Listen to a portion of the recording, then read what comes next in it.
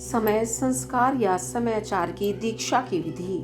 उपमन्यु कहते हैं, यदुनंदन, नाना प्रकार के दोषों से रहित शुद्ध स्थान और पवित्र दिन में गुरु पहले शिष्य का समय नामक संस्कार करे। गंध, वर्ण और रस आदि से विधि पूर्वक भूमि की परीक्षा करके वास्तुशास्त्र में बताई हुई पद्धति से वहां मंडप का निर्माण करे। मंडप के बीच में वेदी बनाकर 8 दिशाओं में छोटे छोटे कुंड बनाए। फिर ईशान कोण में या पश्चिम दिशा में प्रधान कुंड का निर्माण करे। एक ही प्रधान कुंड बनाकर चंदोवा, ध्वज तथा अनेक प्रकार की बहुसंख्यक मालाओं से उसको सजाए। तत्पश्चात वेदी के मध्य भाग में शुभ लक्षणों से युक्त मंडल बनाए। लाल रंग के स्वर्ण आदि के चूर्ण से वह मंडल बनाना चाहिए। मंडल ऐसा हो कि उसमें ईश्वर का आवाहन किया जा सके। निर्धन मनुष्य सिंदूर तथा अगहनी या तिन्नी के चावल के चूर्ण से मंडल बनाए। उस मंडप में 1 या 2 हाथ का श्वेत या लाल कमल बनाए। 1 हाथ के कमल की कर्णिका 8 अंगुल की होनी चाहिए। उसकी केसर 4 अंगुल में हो और शेष भाग में अष्टदल आदि की कल्पना करे। 2 हाथ के कमल की कर्णिका आदि 1 हाथ वाले से दुगनी होनी चाहिए। उक्त वेदी या मंडप के ईशान कोण में पुनः एक वेदी पर 1 हाथ या आधे हाथ का मंडल बनाएं और उसे शोभाजनक सामग्रियों से सुशोभित करें। तत्पश्चात धान, चावल, सरसों, तिल, फूल और कुशा से उस मंडल को आच्छादित करके उसके ऊपर शुभ लक्षण से युक्त शिव कलश की स्थापना करें। वह कलश सोना, चांदी, तांबा अथवा मिट्टी का होना चाहिए। उस पर गंध, पुष्प, अक्षत, कुश और दुर्वाकुर रखे जाएं। उसके कंठ में सफेद सूत लपेटा जाए और उसे 2 नूतन वस्त्रों से आच्छादित किया जाए। उसमें शुद्ध जल भर दिया जाए। कलश में 1 मुठ्ठी कुश अग्रभाग ऊपर की ओर करके डाला जाए। स्वर्ण आदि द्रव्य छोड़ा जाए और उस कलश को ऊपर से ढक दिया जाए। उस आसन रूप कमल के उत्तर दल में सूत्र आदि के बिना झारी या गडुआ, वर्धनी, विशिष्ट जलपात्र, शंख, चक्र और कमल दल आदि सब सामग्री संग्रह करके रखें। उक्त आसन मंडल के अप्रभाग में चंदन मिश्रित जल से भरी हुई वर्धनी ऐश्वर्याज के लिए रखें। फिर मंडल के पूर्व भाग में पूर्ववत मंत्र युक्त कलश की स्थापना करके शिव की विधि पूर्वक महापूजा आरंभ करें। समुद्र या नदी के किनारे, गौशाला में, पर्वत के शिखर पर, देवालय में अथवा घर में या किसी भी मनोहर स्थान में मंडप आदि रचना के बिना पूर्वोक्त सब कार्य करे। फिर पूर्ववत मंडल और अग्नि की वेदी बनाकर गुरु प्रसन्न मुख से पूजा भवन में प्रवेश करे। वहां सब प्रकार के मंगल कृत्य का संपादन करके नित्य कर्म के अनुष्ठान पूर्वक मंडल के मध्य भाग में महेश्वर की महापूजा करने के अनंतर पुनः शिव कलश पर शिव का आवाहन पूजन करे। पश्चिमाभिमुख यज्ञ रक्षक ईश्वर का ध्यान करके अस्त्रराज की वर्धनी में दक्षिण की ओर ईश्वर के अस्त्र की पूजा करे।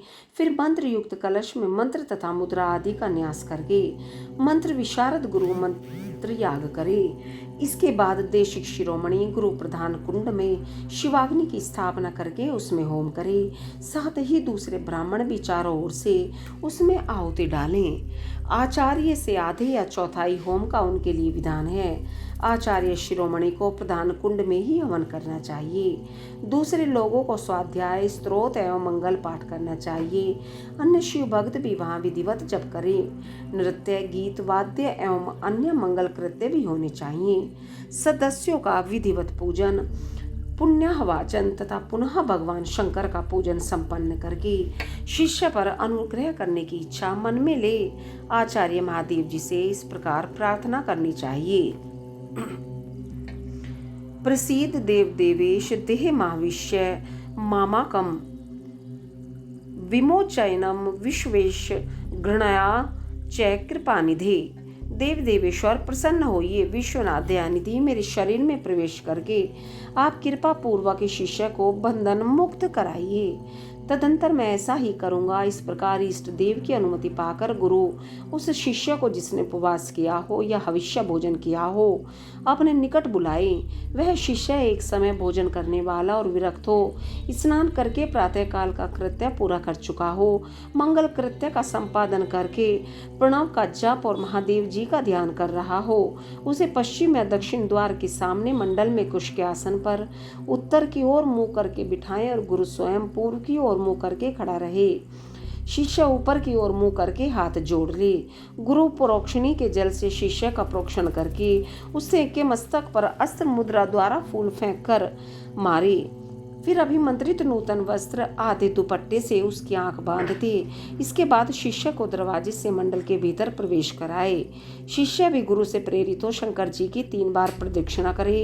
इसके बाद प्रभु को स्वर्ण मिश्रित पुष्पांजलि चढ़ाकर पूर्व या उत्तर की ओर मुंह करके पृथ्वी पर दंड की भांति गिरकर साष्टांग प्रणाम करे।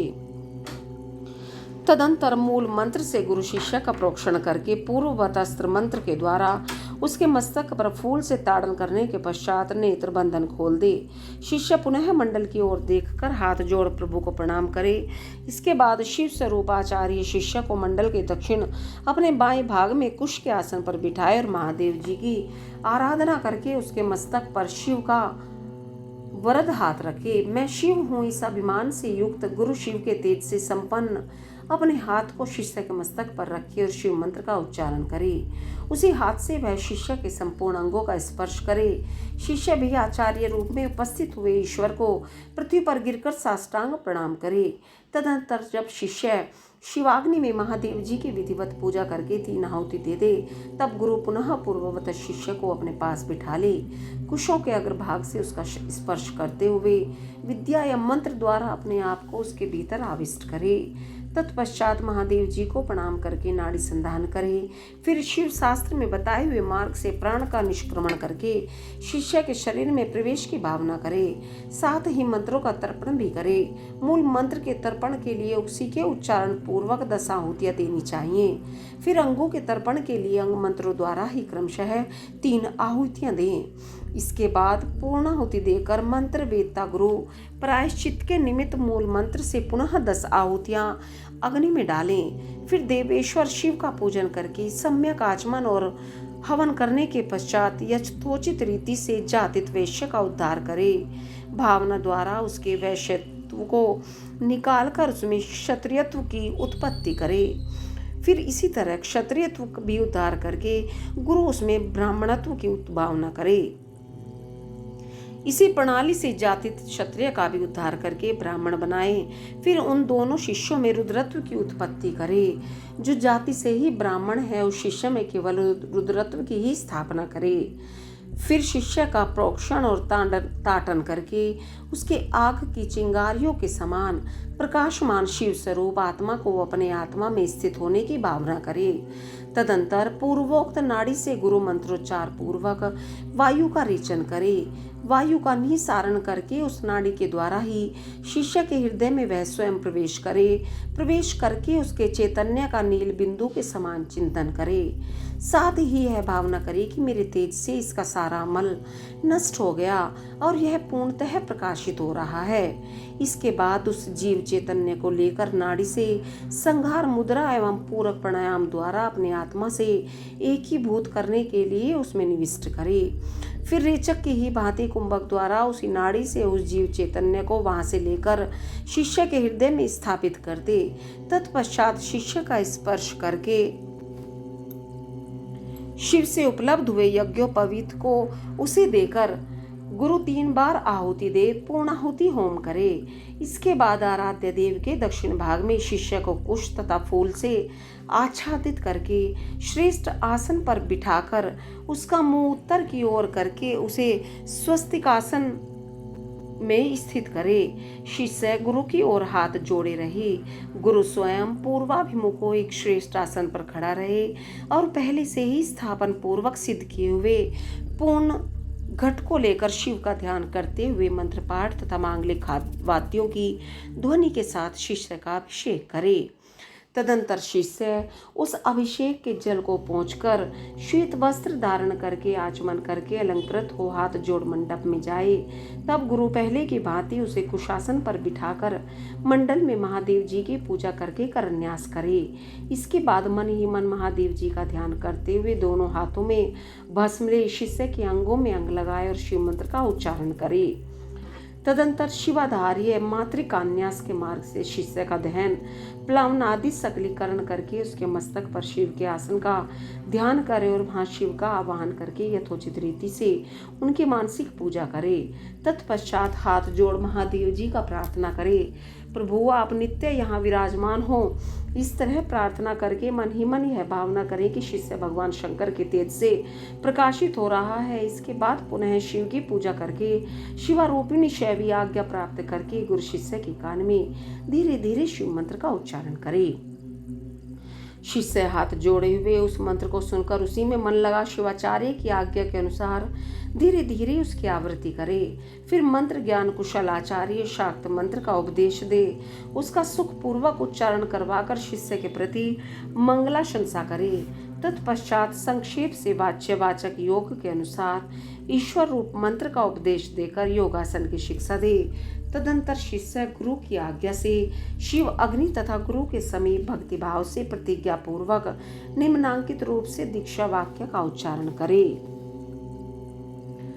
वरम प्राण परित्यागमश छेदनम शीर्षो अपि या न त्वनभयत्यर्थ भुंजीय भगवंतम त्रिलोचनम।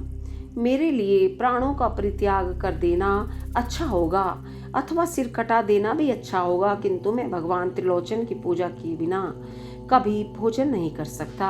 जब तक मोह दूर न हो तब तक वह भगवान शिव में ही निष्ठा रखकर उन्हीं के आश्रित हो नियम पूर्वक उन्हीं की आराधना करता रहे। फिर भगवान शिव ही उसे योगक्षेम प्रदान करते हैं। ऐसा करने से उस शिष्य का नाम समय होगा, उसे शिवाश्रम में रहने का अधिकार प्राप्त होगा। वह रहने वाले शिष्य को गुरु की आज्ञा का पालन करते हुए सदा उनके वश में रहना चाहिए। इसके बाद गुरु करन्यास करके अपने हाथ से भस्म लेकर मूल मंत्र का उच्चारण करते हुए उस भस्म तथा रुद्राक्ष को अभिमंत्रित करके शिष्य के हाथों में दे दें। साथ ही महादेव जी के प्रतिमा अथवा उनका गूढ़ शरीर लिंग और यथासंभव पूजा होम जप एवं ध्यान के साधन भी दे। फिर वह शिष्य भी शिवाचार्य से प्राप्त हुई उन वस्तुओं को उन्हीं की आज्ञा से बड़े आदर के साथ ग्रहण करे, उनकी आज्ञा का उल्लंघन न करे। आचार्य से प्राप्त हुई सारी वस्तुओं को भक्तिभाव से सिर पर रखकर ले जाए और उनकी रक्षा करे। अपनी रुचि के अनुसार मठ में या घर में शंकर जी की पूजा करता रहे। इसके बाद गुरु भक्ति श्रद्धा और बुद्धि के अनुसार शिष्य को शिवाचार्य की शिक्षा दे। शिवाचार्य ने समयाचार के विषय में जो कुछ कहा हो, जो आज्ञा दी हो तथा और भी जो कुछ बातें बताई हो, उन सबको शिष्य शिरोधार्य करे। गुरु के आदेश से ही वह शिवागम का ग्रहण पठन और श्रवण करे, न तो अपनी इच्छा से करे और न दूसरे की प्रेरणा से ही। इस प्रकार मैंने संक्षेप में समयाख्य संस्कार समयाचार की दीक्षा का वर्णन किया है। यह मनुष्य को साक्षात शिवधाम की प्राप्ति कराने के लिए सबसे उत्तम साधन है। ओम नमः शिवाय।